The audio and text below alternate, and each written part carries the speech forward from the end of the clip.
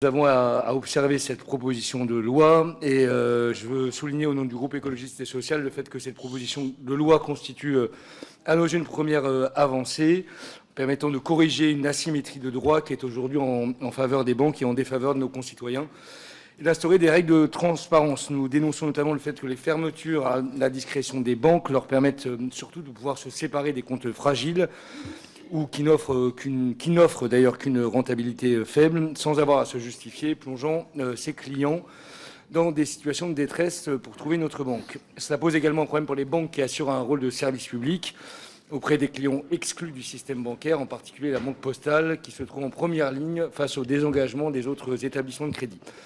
Dans sa version initiale, cette proposition de loi n'offrait qu'un simple droit à l'information. Cette nouvelle version proposée permettra de lutter véritablement contre les fermetures abusives des comptes bancaires grâce au travail de nos collègues sénateurs des groupes de gauche que je souhaite remercier.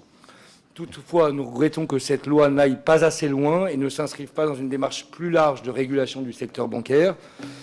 Il est à nos yeux indispensable de lutter contre la cherté des services financiers, la France étant parmi les pays d'Europe avec les frais bancaires les plus élevés.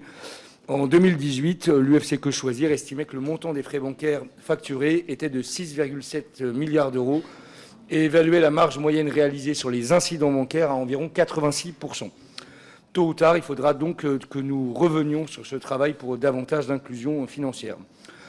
Conclure en disant que nous soutiendrons cette proposition de loi, mais également tous les amendements de nos collègues allant dans le sens de plus de régulation et pour plus d'inclusion.